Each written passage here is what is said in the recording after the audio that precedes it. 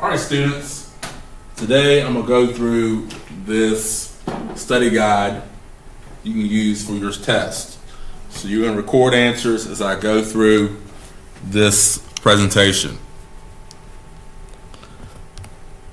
Okay. Question 1. Who was the captain of the oil industry? And that was John D. Rockefeller.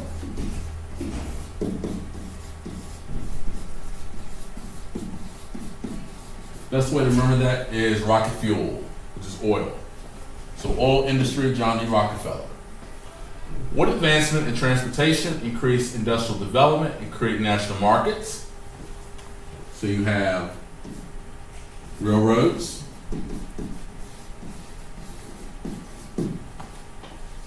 auto, steam engines or steamships, cable cars, and buses. So the best answer is railroads. So they created national markets, which are places around the country where businesses can sell their goods and services and people can purchase them instead of being focused in their local communities. 3. Who invented the phonograph, the light bulb, and other electrical devices? And that person is Thomas Edison. The Wizard of Menlo Park in New York. So Thomas Edison. 4. Lower cost production, advertising, having access to raw materials and energy, and inventions transformed the U.S. from an agricultural, which means farming, to an industrial nation.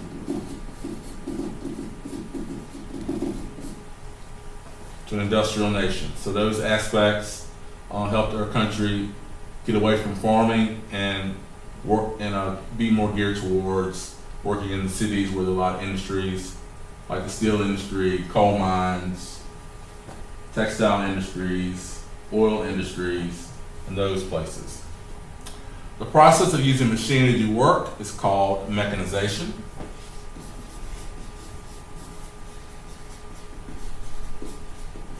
Write it down there. Think about mechanization, machines to do work. This greatly increased farm productivity and reduced labor needs, particularly on farms.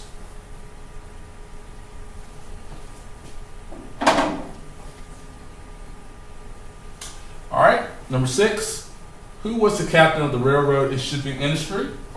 His name was Cornelius Vanderbilt.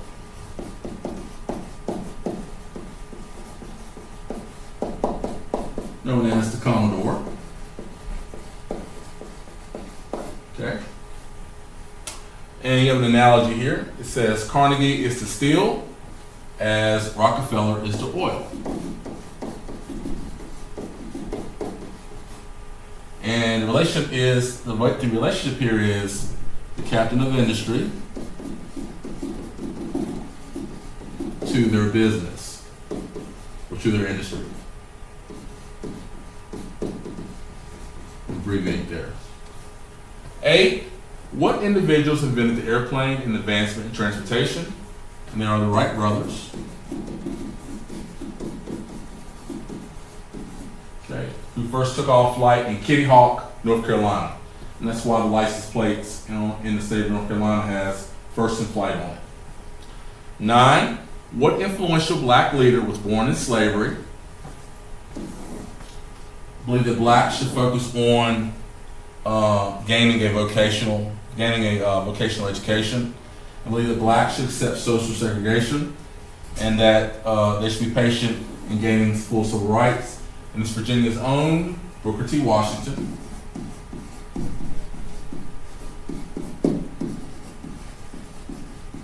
And we know that his boyhood home is in Franklin County, Virginia, in Hell's Ford, just south of here.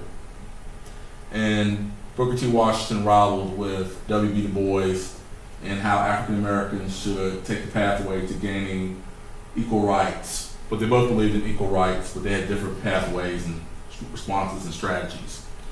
10. What influential black leader was born in Massachusetts after the Civil War, believed in full political, civil, and social rights for blacks, and helped found NAACP? And that's W.B. Du Bois.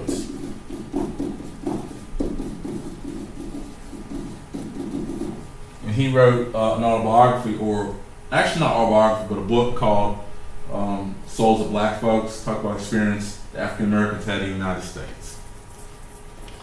Number 11, it says Pittsburgh is the steel, as blank is the meatpacking, that's Chicago,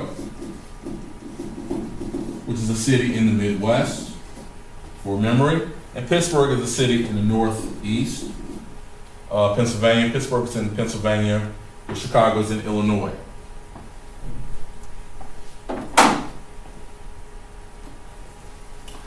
All right, Jim Crow laws separate people based on what? They separated them based on race. And it legalized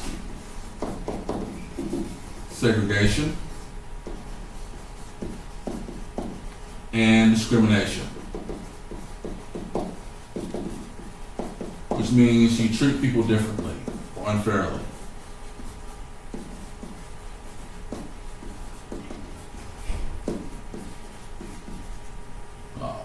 Okay.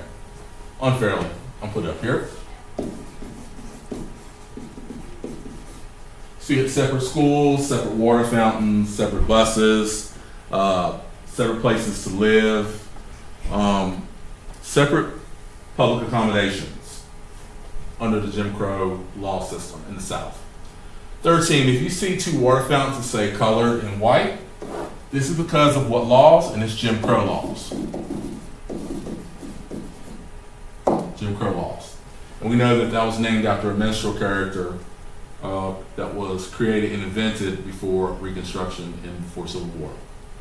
14, New England became considered what major industry after the Civil War? And it's textile, which is clothing. All right. 15, rundown apartments in cities where immigrants and poor people lived were called what? They were called tenements. They were crowded, unclean, small, dirty, and uncomfortable.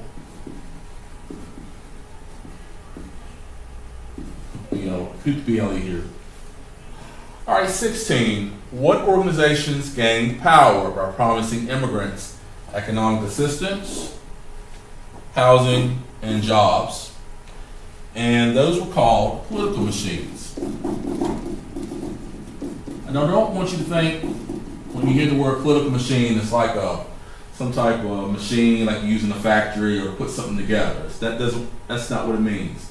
Political machine is like an organization that works and exhibits power to over people. And they call the leaders of these organizations a boss. And they often took advantage of people. They often were corrupt. So that's one negative aspect of cities and what immigrants faced.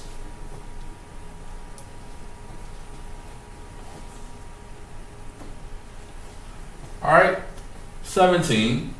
If a 5-year-old is forced to work on an assembly line in the Henry Ford plant, what negative effect of industrialization is that? Okay, what negative effect of industrialization is that? So we can fix that, and that is child labor.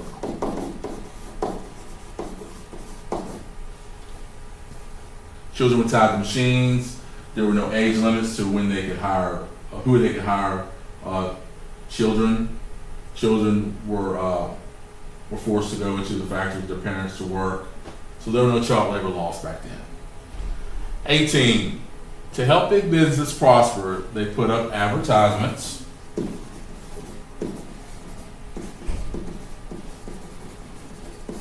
on billboards and newspapers and magazines to persuade consumers to buy their products and goods.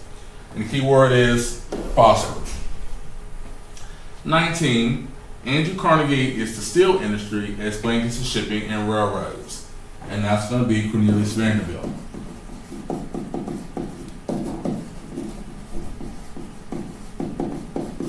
And that is the captain of industry, I'm abbreviate here,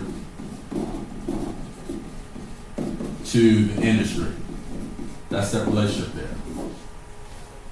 20. What did individuals create during the progressive movement to fight for better pay and working conditions? And those were labor unions. And the labor union, the first labor union was formed in 1890, and that was the AFL, which stands for the American Federation of Labor. Abbreviate here. And that was dissolved in 1955 because it merged with the AFL.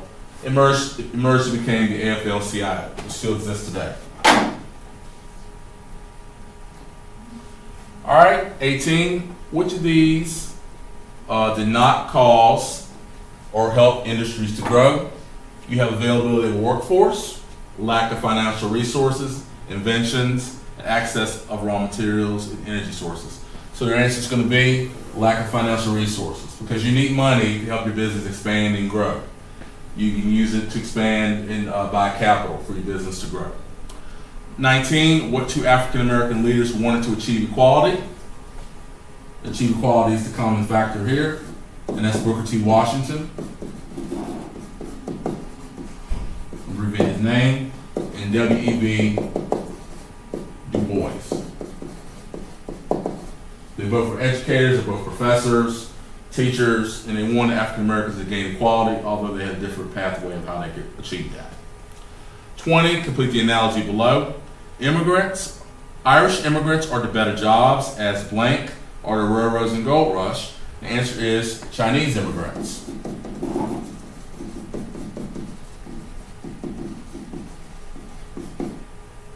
Okay, and these both are pull factors.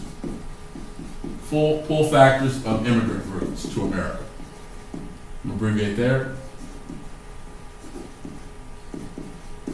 Talked about push factors and pull factors. Push factor is something that's bad. A pull factor is something that's good. 21, it says match each person with their industry or invention. You have to put the person next to the industry or invention they were known for. So the automobile, Henry Ford. And electricity and the light bulb, Thomas Edison, T. Edison. Telephone and phonograph, it's going to be Alexander Graham Bell. I'm going to abbreviate. Good way to remember is ring, ring, ring. Okay, good way to remember that. And the airplane, Wright brothers.